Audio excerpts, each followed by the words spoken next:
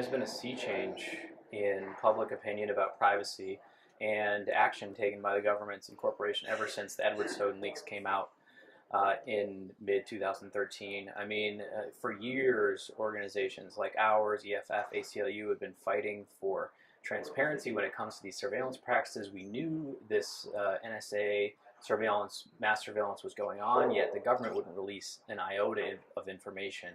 And finally, with the Edward Snowden leaks, we've learned about all of the types of surveillance the government is conducting on citizens here in the U.S. and around the world.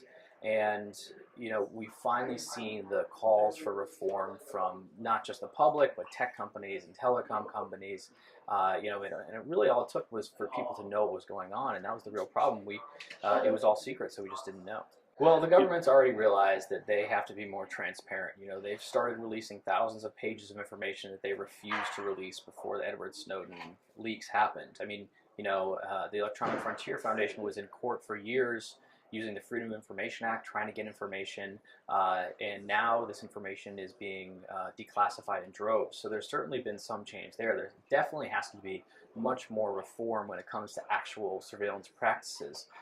This mass suspicionless surveillance should never be going on in a country that has a Fourth Amendment that guarantees the right to privacy unless there's probable cause, and yet the NSA has really turned that on its head.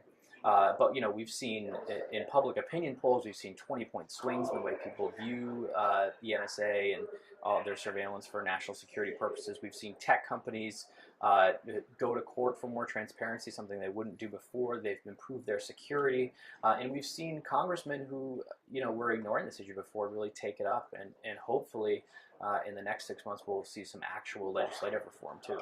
Well, there's certainly a crackdown going on sources and whistleblowers. The Obama administration has prosecuted more than all other administrations combined, and it's really put a chill on journalism and the public's right to know. When sources are afraid to talk to journalists because they figure that they're going to be under investigation just by having an email exchange, whether it's innocuous or not, then that's a real problem. And because so much information is classified, the big way that the public finds out about what the government's doing in the national security realm is through leaks and through reporting. And this has really caused sources to clam up on reporters, and the public's the one that suffers. But we have to remember the First Amendment is why we know a lot about the NSA surveillance practices. Luckily, the Supreme Court ruled 40 years ago that publishing classified information in the public interest is protected by the First Amendment, and we've seen not just The Guardian and The Washington Post, but countless other newspapers really use their rights to show us what's going on. And unfortunately, it's not the same in other countries, including the UK, which has been part of this scandal where their papers are afraid to report on it. So there's definitely a chill in the air when it comes to reporting, but thankfully the First Amendment remains. Yeah, I mean, I definitely think the Fourth Amendment has been eroding for over a decade, and this is the one real chance we have to bring real reform, to bring privacy back to the forefront, to get rid of this secret law that we've had for a decade that the American people had no idea about, they didn't vote for, they were never consented on. And it's really the antithesis of democracy when you have public laws that are being reinterpreted in secret, so the public has no say. And so hopefully, the Edward Snowden revelations will really turn the tide in that respect, and the public can get their voice back. Right now, Congress is debating whether to pass the USA Freedom Act, which would actually roll back a lot of the NSA's powers.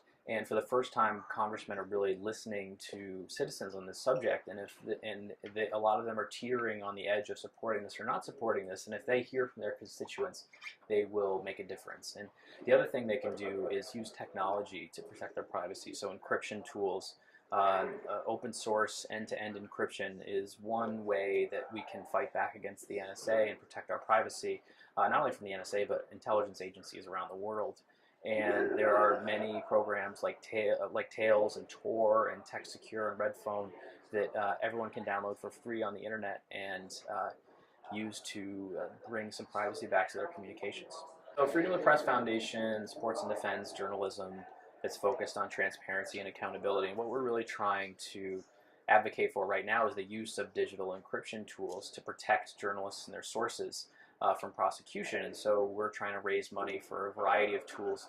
We are also going around installing SecureDrop, which is an open source whistleblower submission system, actually originally created by the late Aaron Schwartz, and it allows journalism organizations to more securely accept documents and information from whistleblowers and hopefully avoid the prosecutions that we've seen in the past.